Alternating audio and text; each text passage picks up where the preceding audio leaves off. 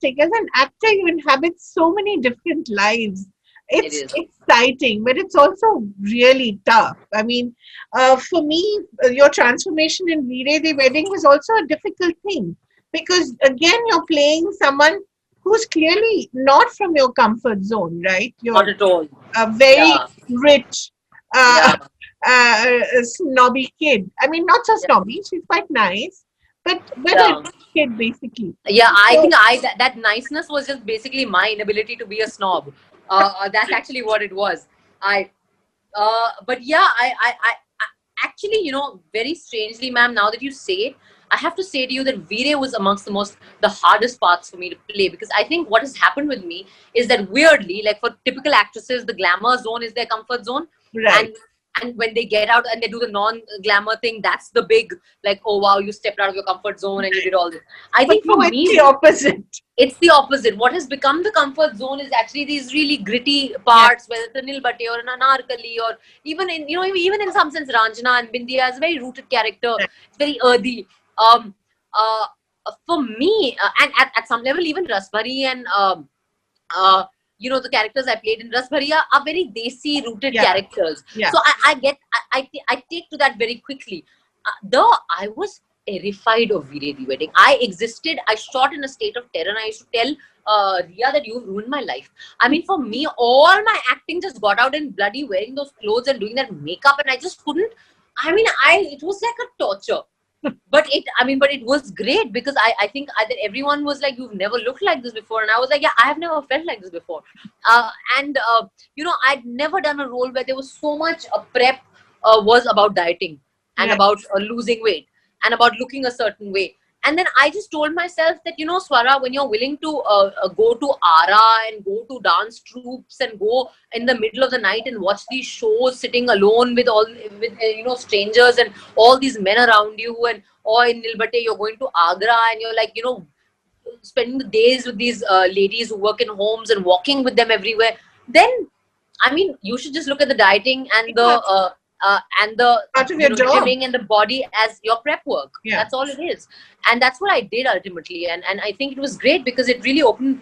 It kind of I think that everything you do teaches you something, about your own craft. And it was great, and I'm also very excited for V-Day too, because I want to be able to, again, now I know what I could do and what I didn't do well. So now I've identified that. Now I want to be able to, like, I think it's great that your career gives you a chance to sort of better what you have done already. Is that happening, Veery, too? Yeah, apparently. I mean, I only see it on Ria's Instagram and Karina's Instagram. They keep joking with each other, so I'm assuming something's happening. How exciting!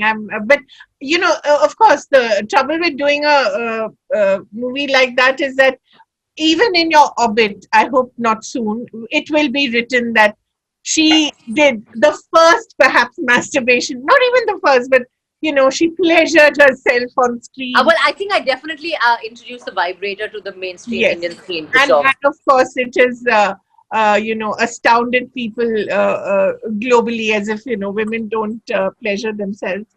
But so often, Swara, what you do on screen, what you do off screen, always lands you in some sort of trouble. Trouble in quotes. But has it ever affected your parts, the parts that you play? Has your politics sometimes given you fewer choices? Does that happen sometimes? I mean, I think that this is something that I have pretended to myself did not happen. I have tried to tell myself this is not happening, and I've denied it in public also. But I think that I really have to now admit that it has Right. happened, Yeah. and of course it's happened. And I think that we uh, it's and now it's happened at different levels. So one is, of course, where producers come and tell you that you're trouble, you're getting the reputation of being trouble, you're getting uh, you have a nuisance value, and that's the words that someone used to me, and stuff like that. But it's also been in the form of people saying to me that um, actually saying to my managers or my agency that for something that we're actually dealing with, saying that no, I'm sorry, she's too political, we want someone apolitical. And I have a contract, a termination letter that says that due to your participation in CA and RC protests, we are It was a brand I was endorsing, and they did one Really? shoot, and yeah, and it said that you brought disrepute to our brand because of your participation in CNRC protests. Because you stood for what you believed in. But honestly, ma'am, I feel like it's not. I mean, I actually have no hard feelings, and I don't blame either the producers or anyone, because the thing is that, are we really a society that respects freedom of opinion? We're not. We really are not. I mean, if look at what we do to our filmmakers. I mean, whether it's, and this is not even a party issue. This is not even a like, it's any government is like this. Exactly. It's not which party comes. I mean, I remember when Arakshan came out, and that was the Congress government. There was a whole bunch of states that banned it without watching the film. Yeah. They just banned it, like, and it was so bizarre. On the basis of the trailer, pro reservation and anti reservation, Right. both lobbies were protesting. I'm like, wow, this must be some other film only where both sets of people are protesting. So it's. I think that as a country, we give too much importance to hurt sentiments. We give too little importance to our constitutional principles or our rule of law. But Quite also, frankly. Swara, it's not just a question of government censorship. There's also the corporate censorship that we don't talk enough about. Absolutely. Which is actually perhaps more damaging, because here commercial interests can be cited, and you can say, oh, it's bad for business, and after all, filmmaking is a business. So you can't even argue on that. Absolutely. So I mean, and what I have actually seen is that as I said, that there is nothing to suggest that there has been any monetary damage to anybody by my because being of your exactly. Yeah, I mean, Veere the Wedding was 100 crore plus film worldwide grossing, with 4 women leading it. and no hero. No so hero. so a lot of it is actually just perception. It's just fear. It really literally is so obviously the politics of fear mongering, and making people seem unviable economically or otherwise, and actually nothing in the numbers suggests that. I mean, with all the controversy that happened around Rasbhari is one of the highest viewed shows. Exactly. And people love it. So and people have liked it, and it was, I mean, it was in the top 10 trending the week that Dil Bechara released. Right. And so it's just, but as you're saying that, like, most people are only going on shallow perception. None of this is really, I mean, if you actually sit down and rationally think about a lot of these things, we will not be so offended all the time, first of all. And I think we're just losing that space for any kind of rational, nuanced either thought or debate. I have to ask you, of course, about Sushant's case, and you mentioned him as well. What is going on in the industry right now? Why has everybody lost their sense of proportion, sense of balance? I mean, I think there's only a few people who've lost their sense of proportion and balance, and I think that they are really. But they're so vocal. I don't know what, I don't know who's getting what from this from sort of this whole case and dragging it out like this.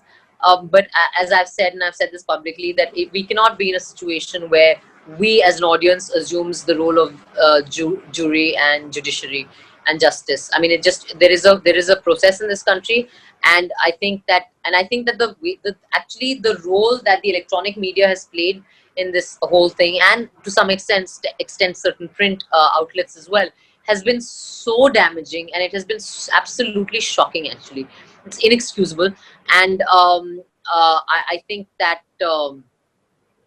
it's really actually quite horrifying. And what's your take on this whole blind items, and they can be detrimental to the health of actors? Does that have any impact on the way you're perceived? I mean, look, no, I don't think anybody would defend blind items. Right. All right. They're silly, and they're frivolous, and they can be very, very hurtful. But I just want to say that this whole blind item thing. So two of the blind items that were being circulated as being about Sushant, one of them is actually about a different actor altogether. It's not even about Sushant. So and a lot of the times, I think that we also have to ask the question: why is it that papers put blind items? Who is reading these? You know, I think that the audience is very conveniently forgetting their role as consumers. And I have said this again and again, and I'll say this again and again, that if you really love Outsiders so much, please watch our films in theaters. Right. That is the greatest service you can do to us. Yeah. That is that is the biggest role. I mean, everyone is going on about Sushant now. You know, where was all these people when Sonchadiya released? Yeah. Where were all these people when Kedarnath was being sort of banned? Where were all these people when Byomkesh Bakshi had come out? So you know, it's a very, I mean, this particular issue has been hijacked by people who have vested interests, and I feel very, very it's very tragic, and I think we are doing a great disservice to Sushant and to his memory. I wanted to ask you about your future choices and some of the things that you're planning to do now, apart from your own production, as you said. Is the way forward clear? Well, I'm actually I've ended up having a very productive lockdown, because I'm going to have 3 releases in this lockdown. Okay. So I had Rasbari Rasbari. on Amazon Prime Video at the end of June. I have Flesh on Eros now coming out on the 21st, of course, and I have Bhag Bini Bhag on Netflix. Which is going to be out in a few months. Then I have Sheer Khurma, which is a long short film that stars Shabana ji, Divya And Datta ji, Divya and me. Datta, yeah. A very lovely same-sex love story, beautiful film. So these are my releases, and as I said, I'm working on some very interesting projects. Of course, now we don't know when we'll be able to shoot again, so of course all the timelines have gotten skewed. But I'm very hopeful that by the end of the year, I will have something that I would have had a fairly large role in putting together, like behind the scenes. Hopefully by the end of the year, or as soon as we can get back to shoot, which is not clear right now. So you're writing something even as we speak? I've written some stuff, and like we're now trying to put it together. Yeah. Thank you so much, Swara, for talking Thank you, to ma'am. us, and really for being yourself. Thank you very much. Pleasure.